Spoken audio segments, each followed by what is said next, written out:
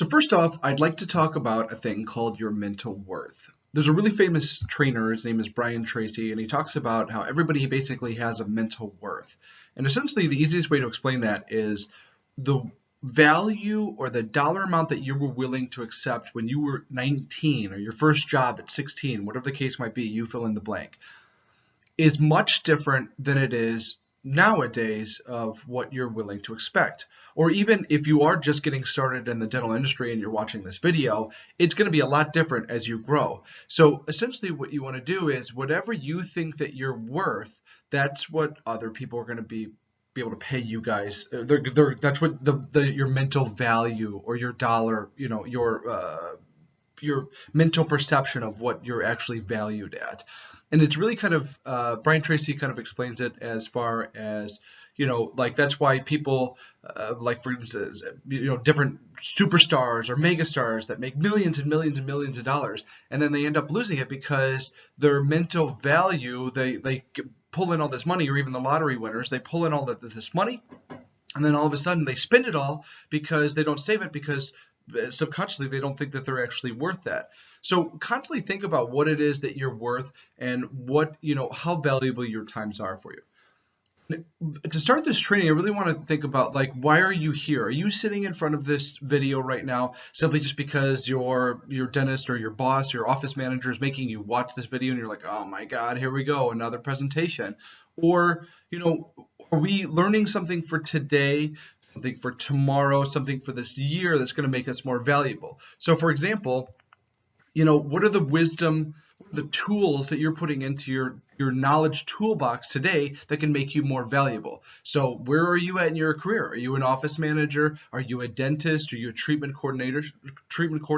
Is there other things in the dental office that you could be learning? Are you cross-trained? Do you know how to do the front? Do you know how to do the back? Do you know how to talk about the money in the practice? Can you clinically close, financially close? What is it, again, what are the tools that you're putting into your toolbox to help make you a lot more valuable and help improve your mental worth?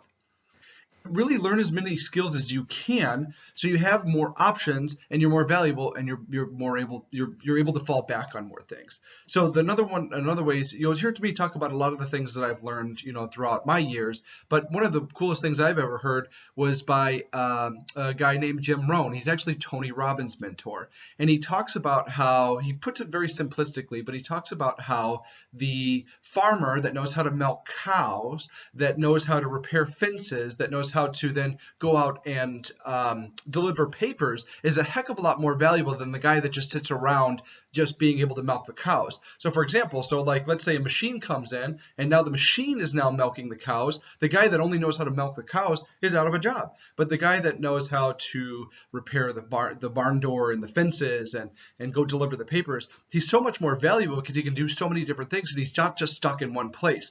They actually say the rich and the wealthy have up to on average, 7 different ways of earning money. So really, they're just making themselves more valuable. So relating it back to a dental office, what is it that you guys are doing?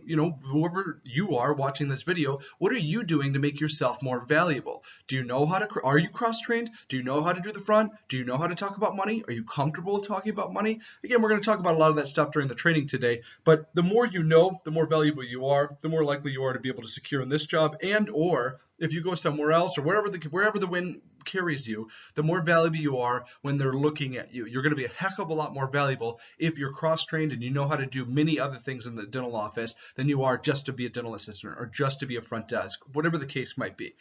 So the other thing to keep in mind is the 7 Habits to Highly Effective People. Any of these books that I'm mentioning, these are all really good books that have really kind of changed me in life, that I really think that would be really valuable to anybody. Again, it took many, many, many years to read all of this stuff, but I'm just kind of giving you the really highlights that made a big difference in my life. But one of the things, one of the first principles in a book by a gentleman called Stephen Covey, it's called 7 Habits of Highly Effective People. He talks about think with the end in mind. And really what that means is, where do you want to be in 1 year, 3 years, 5 years, 10 years, 20 years? The clearer you are rather about where you want to end up, the easier it is to kind of work yourself, chunk it down and work yourself backwards and then kind of piece that together. So the brain is a very subconscious thing. So the more you kind of like write something down, or the more that you're clearly focused on what it is, and you're really doing the best you can to make sure it's clear that it is, the more likely it is to manifest the things in your life. And the last and final thing is that change is a good thing, and those who adapt survive. That was one of my favorite sayings from a boss. He said, those who adapt survive. Another great book is Who Moved My Cheese. If you want to look at that book, that's an awesome book as well. Basically what I'm saying here is that I've got, you can't see it right here, but I've got a Blockbuster card, and I keep it on my desk. And the reason that I do that, I keep it right there in front of me, is to constantly remind me when I kind of get like, oh man, this is hard. I don't know if I want to do this. This isn't how I'm able to do it. I look at the Blockbuster card, and I really kind of think about how the big dog, the king of the castle, the king of the hill, can go down, and he can go down pretty quickly if he doesn't change or adapt to help survive. So for example, Blockbuster. Every Friday and Saturday night, there was always a Blockbuster filled with people because everybody was renting these movies for $4 or $5. They were the king of the hill. Nobody could touch them. There was little guys that came in like Family Video, etc.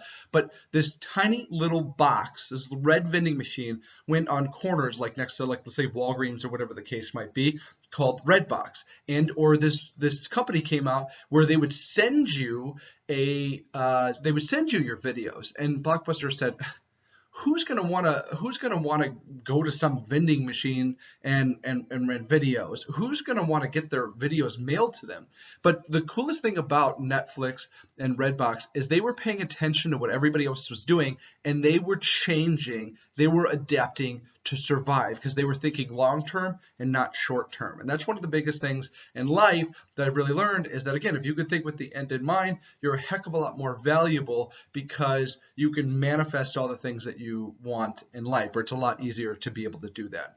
So really, again, change is a good thing. Those who adapt survive. And really think about kind of like where you're at in your position. What do you know? What kind of tools could you be putting into your knowledge toolbox to make you a lot more valuable? So stay tuned. I'm really excited that you're here. Thanks for joining us today. Here we go.